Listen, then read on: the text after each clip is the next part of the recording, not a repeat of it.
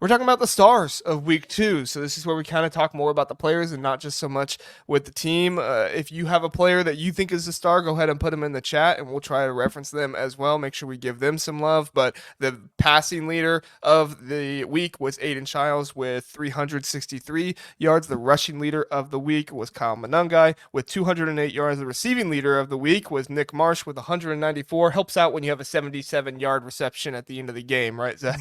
Oh, yeah. And then the sack leader was Zack Durfee of Washington. A great performance by him. It was against Eastern Michigan. I know I always have to reference that because everybody wants to talk about when the competition isn't great, but still 2.5 sacks for him in the game. Very good for him. Zach, anybody that you want to mention as a star offensive or defensive player of the week? Xavier Scott, man. Yep. 2 interceptions, sack, TD. I mean, really willed Illinois to win a big game for Illinois. Yeah, it was huge for them. The tackle for loss, the sack as well. Yeah, it was huge for them, and it really, I mean, it was the difference. Jalen Daniels, they should not have been throwing the ball at the end of the second quarter like that, but obviously they were getting greedy, and Xavier Scott made them pay for it. Let's see, one of my guys, I'll actually go with the passing, and it's Curtis Rourke, man. 15.8 yards per attempt. Like, this is outstanding. Kirk Cignetti has got his guys cooking 77 points. I know this was essentially a high school team they were playing. I know Western Illinois is not great, but still, like, this is Indiana. Yep. This is a really cool thing for them, and Curtis Rourke coming in from being a G5 quarterback to doing that against an FCS school.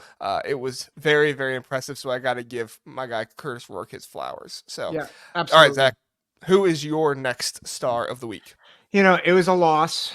It was in a loss, but, Caleb Johnson out of Iowa, 25 carries, 187 yards, 2 touchdowns. Should have been maybe the offensive player of the week, if not for losing that game, the way that he carried Iowa's offense. But unfortunately, he went from carrying like a 20-pound pack on his back to like carrying a ton on his back because Iowa's offense stinks. But Caleb Johnson was phenomenal. Yes, he was. The OHIO podcast, Eric, he says, I still think Kalel Mullings wins my Big Ten offensive MVP, but Miller Moss making some serious noise so far. Yes, I'm going to come out with my offensive player of the year rankings tomorrow, and Kalel Mullings, Miller Moss definitely going to be up there. Going to be switching some things up. And Kalel Mullings was fantastic this week. 208 yards, a touchdown, or 1 touchdown or 2. I think it was 2. Three touchdowns. So my apologies.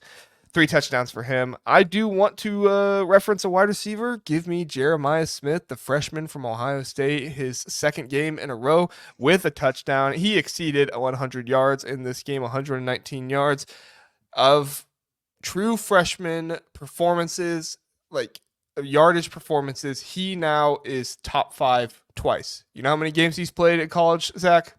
Twice. Both those games, yardage wise, I'm not saying like performance overall, both those games are 2 of the best yardage performances by a true freshman wide receiver at Ohio State. So very cool for him. He had that long touchdown. I think it was 70 yards in that one, which was a fantastic play. Go back and watch that highlight. That was really, really cool play design they had. His acceleration, I mean, he's a freak, like 6'3", 215.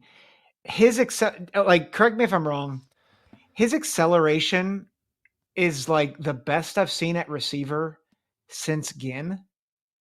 I mean, that acceleration on that play, start was especially with his size.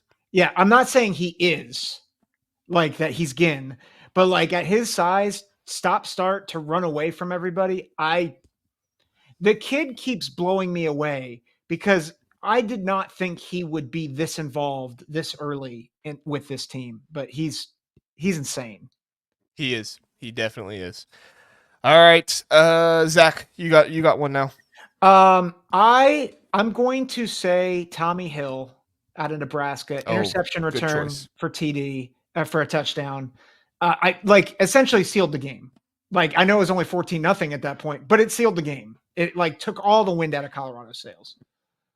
Yeah, that was a great Great pick there. I'm going to go with a special teams guy. He obviously is not only special teams, but for Oregon, and they needed him. Noah Whittington, that 100-yard kick return touchdown There for you them. go. I mean, yes, it was Boise State. We did talk about how Boise State is a much better team than maybe some people give them credit for. They're probably going to be the G5 representative in the playoff. If not, they are going to be up there for that spot. But you got to give Noah Whittington his flowers, and Tez Johnson too. Tez Johnson took a punt return back, which was also a huge part of Oregon being able to pull that win out. Their very first win over Boise State. You Yeah. know that, Zach? Their Big very deal. first win. Yep. 3-0 Boise State was against Oregon. Not no more. Oregon gets their first win over Boise State. All Big right, deal. Zach, you got another one?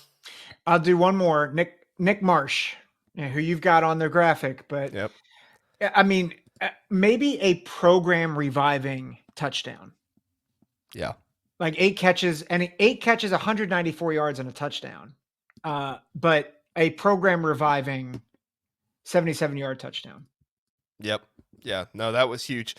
That was huge. Let's see. I'm trying to find my guy. I was just looking at the defensive guys that I had.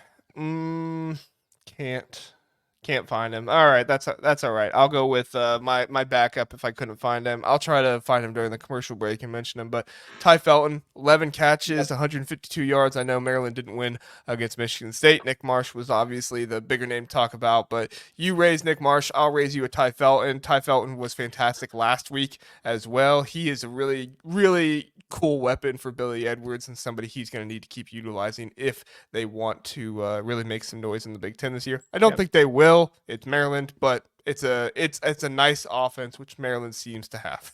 Yeah, he's really good. Ty Felton's great. He is.